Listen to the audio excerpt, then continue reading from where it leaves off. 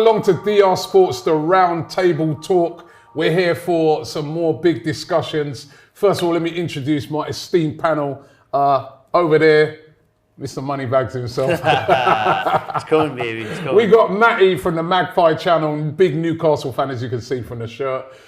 Next to me, probably the only time he sits next to me is on little things like this, but Tobi, of course, Tapping Tobes is your Tapping thing, Tobes, touchline. As you know, big Tottenham fan. And to my right hand side here, making his debut here, you know that you can see by his top what he's got on. Massive Liverpool fan. Drifty is in the building. Big up Drifty. And his channel, of course, is Coppish. Now, before we get into our subject today, guys, I just wanted to just talk a little bit about John Motson, who we all know, one of probably the most famous commentator there's ever been in English football. He's teamed up with fans.com and he's doing these top 50 greatest games. He's doing it as an NFT via blockchain. Now, obviously with his knowledge, he's picked out some huge games over there. Some of the games he's picked out I'm not familiar with because he goes way back. But there are some games in there that I am very familiar with, right? And some great games in there. And I thought I'd pick out three that he's done, right? Newcastle versus Manchester United. That's what he's got in at number 45. That was in 1996. Remember that, Matty? Of course. It was only 3. That's what I say. You weren't born yet. Seen it back though. Do you know what I mean? Seen it back. Seen Yeah. it back plenty of times. Had it on DVD and everything. It's one of them ones you have it on DVD and it's a classic for us, not just for the Premier League, but for us. 5-0. That was just huge for us because that was the year before we blew the 12-point lead at Christmas to win the league. And then this was our chance of like revenge. This was our revenge. Yeah, Do you know what I mean? We were exercising those demons in this game. 5-0, thrashed Man United, went 3 points clear at the top. What a game that was. That was just us summed up. That was the entertainers summed up, wasn't it? Philip Honestly, Albert. I remember that team. I unfortunately am old enough to remember that. And I remember that team, man. And that Newcastle team, they were the entertainers. They were exciting, man. And yeah, Philip Albert was I saw a picture of him the other day. He looked completely different now. But he was a brilliant player. There's another game that's been picked out at number 16. Tottenham 3, Man City 2. You always beat them. Even this game was in 1981, even going back to them. That was back when it was easier to beat Man City, to be honest. Well before my time, but they show, I think it was Ricky Villa who actually scored a brace that day. Ricky Villa, that's what a player. One of the things that we don't do enough of, which is win a trophy or win the FA Cup. You had Ricky Villa and Ozzy Ardiles, two Argentinians. Yeah. Again, both guys before my time, but I mean, their names are spoken about a lot legends, in the Spurs community, so you know. Yeah. And at number 15, he's got Liverpool 0, Arsenal 2. 1989, which of course they've made the documentaries about and all kind of things. Big moments. No, it was a big moment. It was a big And moment. that to me, that obviously that's big. I wasn't actually at that game, but I remember watching it on TV. And the thing about that game is that nobody gave Arsenal a prayer of doing that because at those times, Liverpool were all conquering. To go to Anfield, Arsenal needed to go to Anfield, win by 2 clear goals, and to go and do that, it was just like, it was a miracle. It was like, you just didn't do that against Liverpool. You know what? No excuse, obviously, like Arsenal did it, innit, and big up.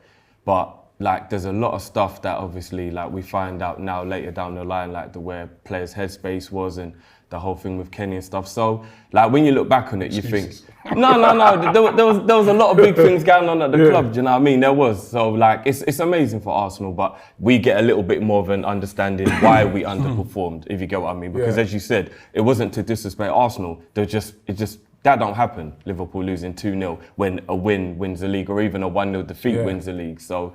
Yeah. I'm surprised that's only at 15, but listen, you guys are going to have to check it out. It's his top 50 greatest games of all time. As I said, he's teamed up with fans.com. And if you guys are interested in NFTs, you know, they're going to be doing this it's going to be all immortalized on the blockchain. They're also going to be, John Motson's going to be doing a load of stuff on social media as well, where he's going to be going through his top 10.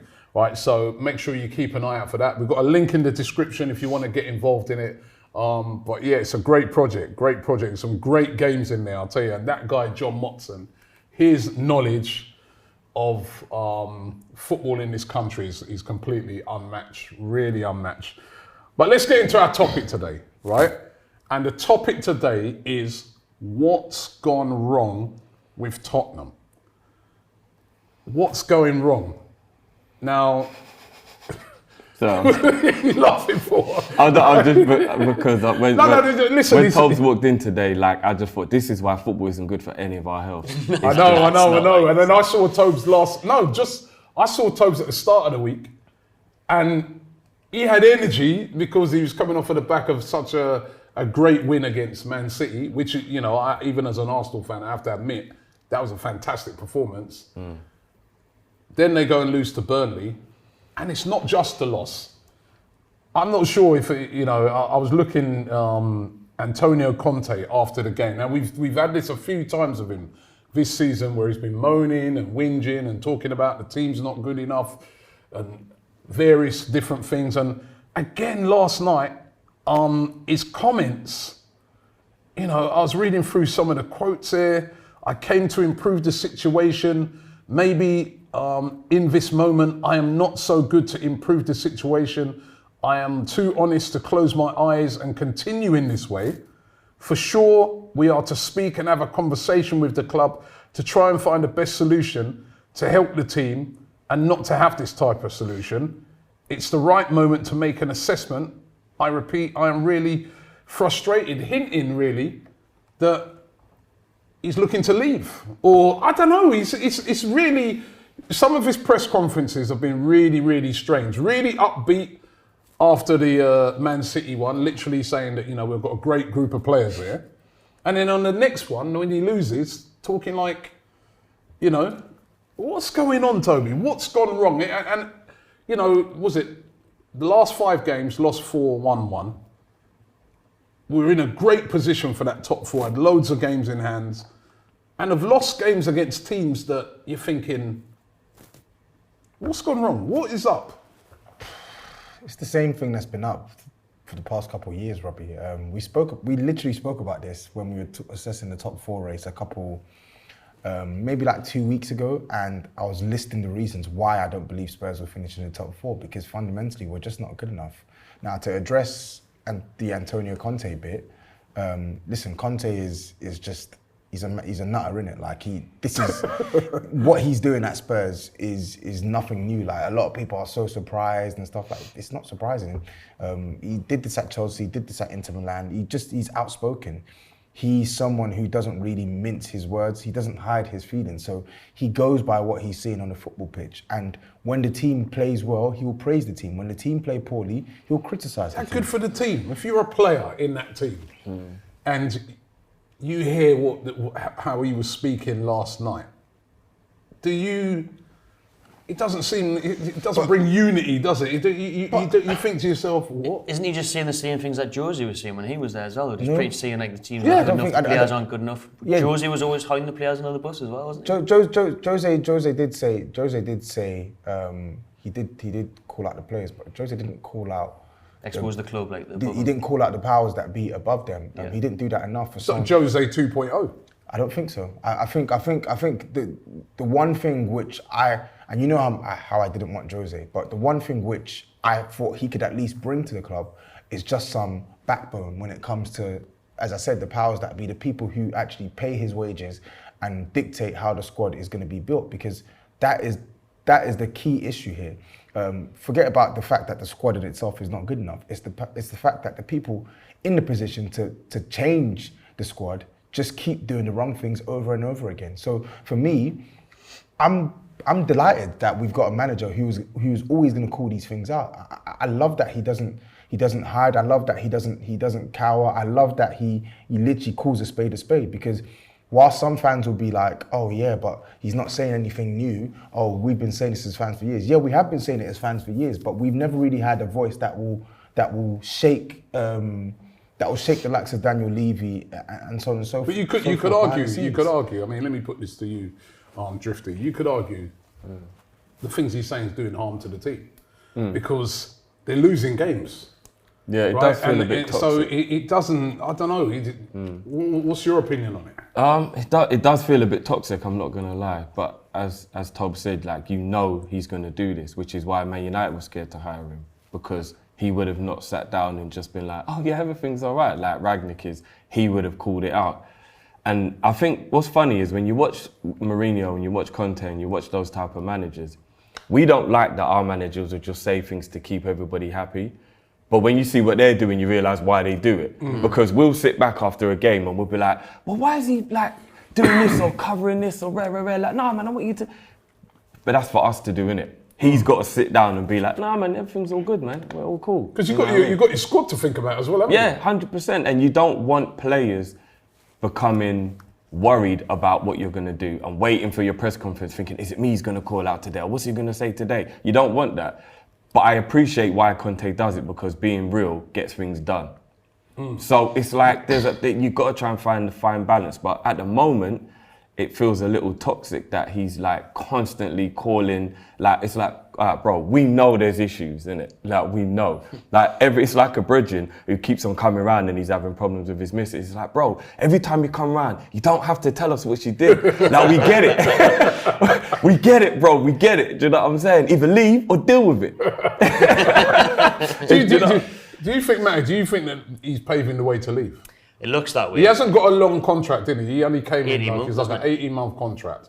And honestly, like, every time I see some of these press conferences, I'm like, it's almost like a manager trying to sack himself. It doesn't make sense to me, because, like we're saying, when they knew what they were getting with Conte, and Conte knew what he was getting with Levy. So why? True. There's no surprise, yeah. There's no surprise that it's causing fraction. There's no surprise that there's toxic in the air. What we're saying there is that if he comes out and calls them out in press conferences, he's got to be making sure that he's going in the dressing room and putting his arm around players and sorting his man management out that way. Doesn't seem like he does. How do we know he's not doing that though? Harry Kane had an interview literally the other day and said that Conte is probably one of the best things to happen to Spurs. He spoke about how every player respects what he has to say. He spoke about the fact that like he basically raises the level, raises the standard. So players are speaking positively about it's not working though. The proof is on the pitch. Yeah. And on the pitch you're seeing, right? I'm looking at this, I'm saying, if it wasn't Conte and this was some other manager, if this was Nuno, right, and he didn't have so much credit in the bank, because the credit that Conte comes with is that he's done it, he's been there and he's done it. If it was somebody else, and saying the things he's saying, and coupled with the results, they'd want him out, wouldn't they? It'd be away. But that's the thing though, isn't it? He's got that in the background, he's got the taxi. That's the reason he hasn't gone, because he is an elite manager, he is a winner. So there's a reason he's still there. If you're right, if it was Nuno, bye-bye, see you later, be gone. But the thing is, Nuno, no disrespect to Nuno, but like we said, it's not just the fact that he's won things, he's still winning things. He literally just came off the back of a title-winning campaign with Inter Milan. This is a guy who is literally at the top of the food chain. I don't think people are taking that into consideration. Yeah, people will say, oh yeah, no, you're making excuses for Conte, etc., etc.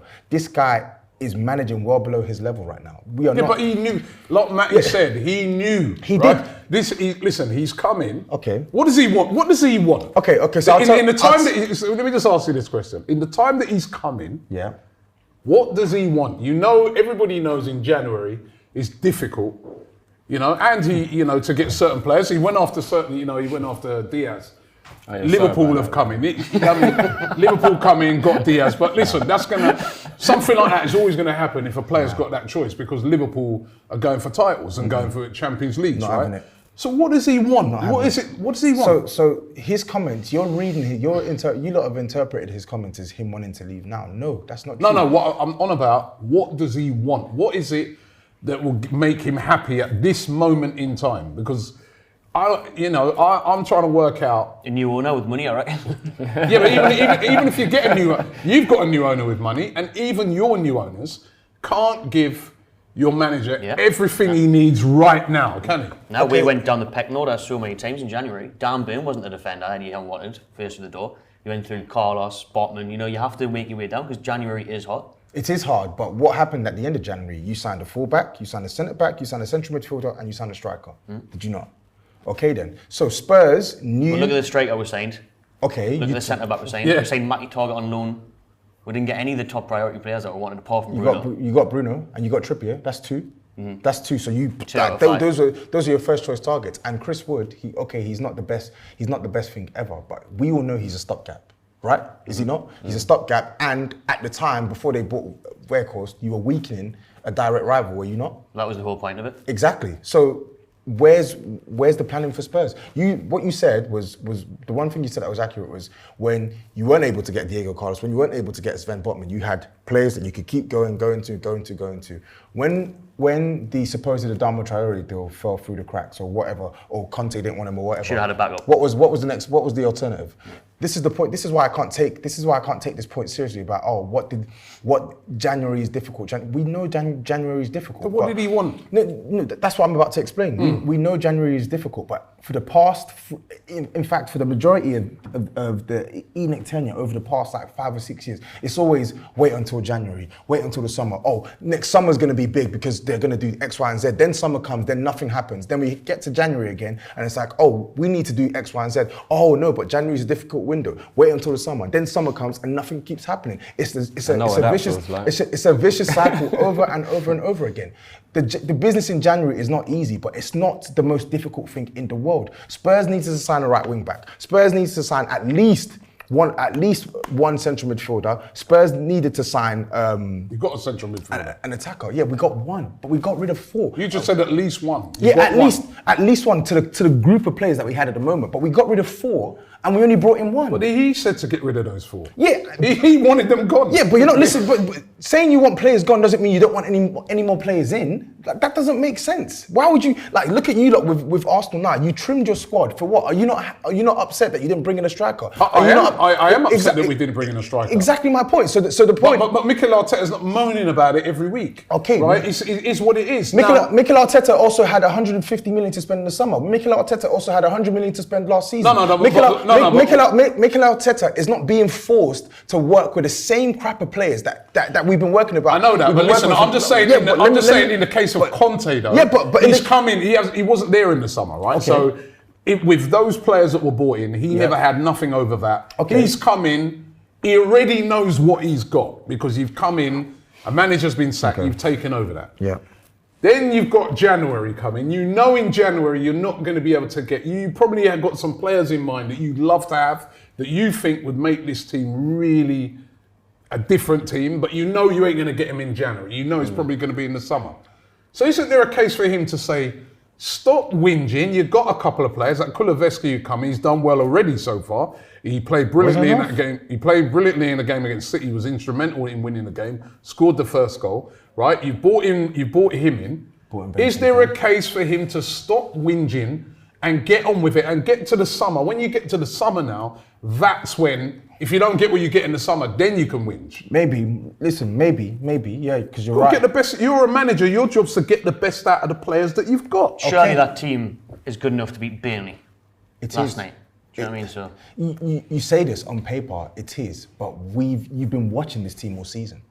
It's not like this is new. You've been watching this team all season. We even knew that we played. We were by far and away the better side on the day. What was the score? 3-2. 3-2 to Newcastle, a game that we completely dominated. It's easy to say, oh yeah, Spurs, you should be beating Burnley. You're right, we should be beating Burnley, but just watch what you see in front of you. But against Man City, it was a masterclass by Conte. And then against Burnley, he washes his hands of it and says, got nothing to do with me. I've been ordered the players, Robbie, and I've been telling them to get rid of this. It's got to be motivation. But Robbie, it's got to be motivation. It's not motivation, Robbie. Look, when a team loses 4 and 5, the manager. Listen, Conte is not infallible. Conte is not immune to criticism. You can criticize Conte, and I think there have been some things that he's done wrong in this run where we've lost 4 and 5. But fundamentally, everything he's saying is what we're thinking about this squad. So how can I be against it? How can I be against a manager that's saying that this club are forever taking shortcuts? Every single time, we don't do the hard thing. The hard thing is to revamp the squad in totality. Whether it's in 3 windows, whether it's in 4 windows, whether it's in 5 windows, just reset this team. For 3 years now, this team has been stagnating and we keep relying on the same poor players. And then what they do is when they bring players in, the players that they're bringing in are worse than the players that have been letting us down for years. Emerson has come in now and he's no better than the option we had last season. He's no better. We've had, in the last 5 years, I can probably count on my hands how many good signings we've made, which is not many. Romero is probably the standout, and he's only been here 6 months. So when he's saying these things, he's saying that there needs to be a cultural reset. And but it's not going to happen till the summer. You've come in midway. You know, the season's already under the way. God, you're not getting what you're not getting what Matty, not getting what I'm saying. Help me out here, Matty, because it's a similar thing with Eddie Howe. It's coming. It's not a similar thing with Eddie Howe. Eddie Howe knows he's not going to get all the guys he wants. But Robbie, we're not asking for a whole new team in January. Nobody's asking for this. We are asking for these guys to change their attitude when it comes to addressing the issues with this team. That's what we're asking for. Yeah, bro. well, maybe they will in the summer, but in the meantime, no. Sorry. A leopard does not change their spot. Stop saying maybe they will, because they've been custodians. Then why is he come then? Why? Because, okay, so good question. What's the point? Good question. You say, what's the point? Does Antonio Conte strike you as a manager that will come when certain guarantees have not been made? We tried for him in the summer, we didn't get him. Why do you think that was? This is a guy who left Inter Milan the minute they said, the players that you've worked with that won you this league title, we're going to start selling them, and on top of that, we're not going to give you any money. He dipped because he was given certain assurances, and they were not able to fulfill those assurances. So you think he's been given assurances? So of course I do. There's no listen. This is a guy that's unflappable. Yeah. You saw what he did at Chelsea. You saw what he did at Inter Milan. This is not a guy who will just take the job on a whim. This is a guy that will always have assurances, and this is a guy that's basically a ticking time bomb that can just go at any time. Of course, there are going to be assurances given. So what I'm saying to you is this: you keep saying wait until summer, wait until summer, wait until summer. We've been hearing this nonsense for years. We've been hearing this nonsense about waiting for summer for years, and nothing happens. Last season was meant to be the big summer, the biggest summer ever. Jose is gone. But that was before he came. But that's why for me that don't count. Of course it counts, because it's the same ownership. It's the same ownership. You took it over. You took it over. You already knew. Nuno was in charge at that time. I don't get it. What do you say, Drifty? I don't get it. I don't understand. Drifty, don't you look at it and say he knows what he's got? But both of you are making great points. Robbie's point is very valid, because Conte cannot moan about the players he has at the moment as a world-class manager. I'll get there, because as a world-class manager, your job is to turn the player who isn't that good into better than he is to get where you need to go, or get as close as you can to. Eddie Howe, Joelinton, pointing case. Look at that. Did you hear that? No. Sorry to cut you, because say that again. Eddie Howe, Joelinton. Joelinton, look who he's... flop straight guy into a midfield and forward. Okay, midfield is... Okay. But where Tobi is coming from, that I fully understand, because I even feel this a little bit myself, is that when the ownership won't do what needs to be done, nothing is going to change. When you're a child and you grow up, unless your mum and dad do something, nothing changes, right? Because they're in control. They run things. If you, as the owner, don't look and address certain situations, and every manager that comes in has the same issue, and when they leave, it's like, hold on a minute, this is deja vu, this is deja vu, this is deja vu, this is deja vu. You have to look at the ownership. And when they hired Nuno, they shouldn't have done that in the first place. They should have given Conte what he wanted at the time. They faffed about, and then they ended up getting like the seventh choice manager. Why did he take it then? Because now he's been given assurances that look like he was lied to, or it looks like he's been hoodwinked. He's being paid handsomely. He was out of a job and he was given assurances. You're asking, why would a world-class manager take on such a poor job? Of course, mega money and mega assurances. Why else? Why would he leave Inter Milan and then say, "Oh, I fancy managing Spurs"? Let me, The thing is, Conte can't really lose either, can he?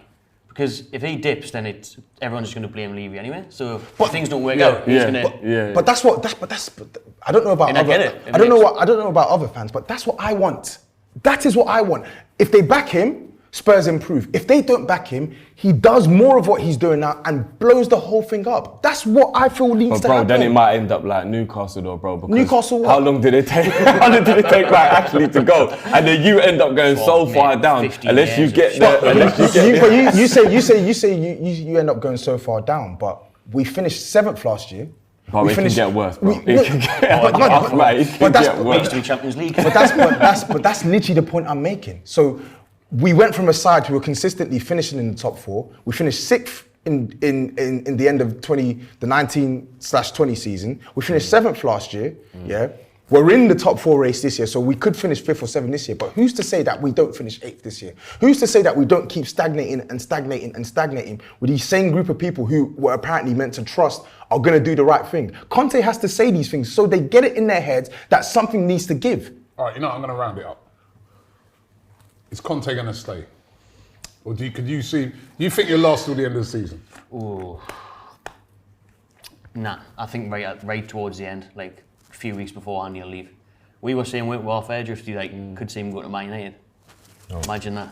He's not leaving anywhere until the end of the season. What about you, Drifty? Yeah, as me and Matt were talking off camera, I'm worried that Man United might try and get him because they're going to try and change. Like if Ragnick goes upstairs and actually starts to make the owners realise. They want him after some of the antics they've seen he's carrying on with. They'll be like, listen, we can't do that every week. The lift's not working, Ralph, down upstairs, mate. But he knows what he's doing, whinging every week. He knows what he's doing with player recruitment, though. Do you get what I mean? So I think if he goes upstairs and fixes that issue, Conte coming in might actually work because he will get Conte the players Conte wants, and it won't be that disconnect between the manager and what's going on. So I'm actually worried that he might go and get a Man United job, but I don't think he stays till the end. And what about you, Tobi? You think he'll last till the end of the season? Of course he will. He's not said that he wants to leave. He said that he wants them to change their attitude to how we address the squad. I don't think he's going anywhere. Summertime, yeah. If he's only got 18-month contract anyway. Yeah, definitely. Summertime. So he would have done 8 months. So he'd have a 1 year left. No. More or less. Listen, I don't think he's going. Between now and the end of the season, I don't think he's going anywhere. He's not going anywhere, in my opinion, anyway. Summertime, there is a chance he could leave. There is. If he doesn't get what he wants. If they do what we expect them to do, then yeah, of course, there's every chance 100%. He could leave. All right. Well, listen, we want to find out from you guys. Whose fault is it? What's gone wrong with Tottenham? Right? What has gone wrong with Tottenham? Is it the manager's fault? Is it the board's fault? Will Conte stay until the summer? What do you think? And how do you fix? Not that I want it fixing, right? As an Arsenal fan, but being real, how do you fix the problems at Tottenham? Or are these problems being overblown by Conte? Because they do still have a good team with good players. We don't have a good team. Okay, so putting it out there to you guys, please let us know. And also don't forget John Motson's top 50 moments. Get involved with that. The link's in the description. They're going to be doing this great NFTs on it, which will be released via blockchain. Some great moments in there. We picked out 3 at the start of the show, so make sure you check out those 50 greatest moments by John Motson. Thanks for watching the show. Don't forget to subscribe and like this video, and we'll see you on the next one.